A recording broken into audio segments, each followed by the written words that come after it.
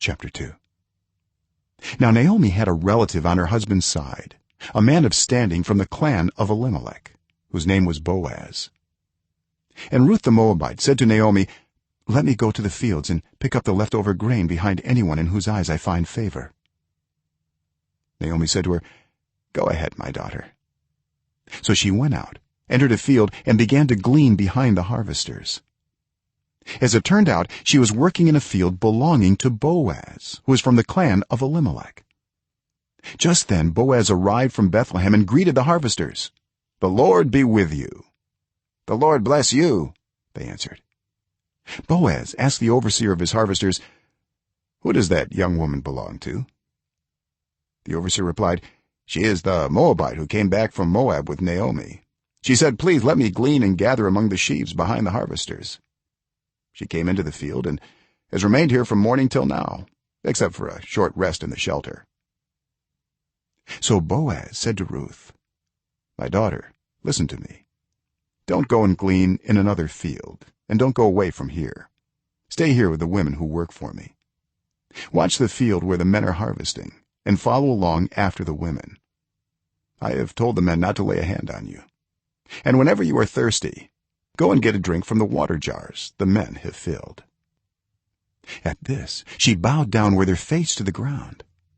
She asked him, "Why have I found such favor in your eyes that you notice me, a foreigner?"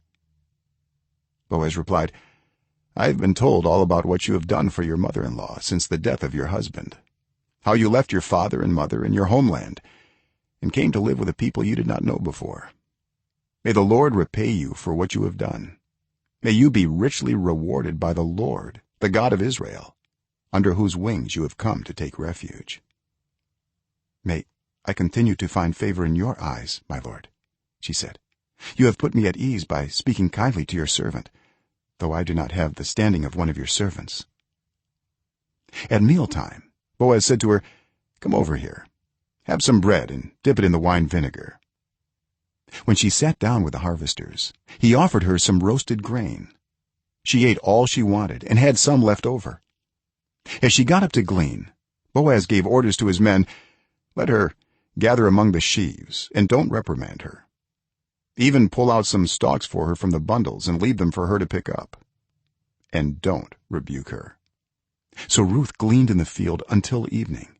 Then she threshed the barley she had gathered, and it amounted to about an ephah.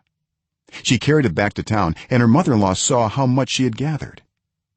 Ruth also brought out and gave her what she had left over after she had eaten enough. Her mother-in-law asked her, "Where did you glean today? Where did you work? Blessed be the man who took notice of you."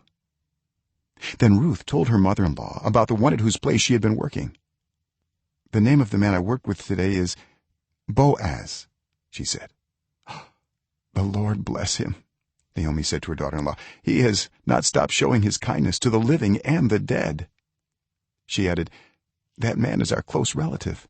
He is one of our guardian redeemers." Then Ruth the Moabite said, "He even said to me, 'Stay with my workers until they finish harvesting all my grain.'" Naomi said to Ruth her daughter-in-law, "It will be good for you, my daughter, to go with the women who work for him, because in someone else's field you might be harmed." So Ruth stayed close to the women of Boaz to glean until the barley and wheat harvests were finished, and she lived with her mother-in-law.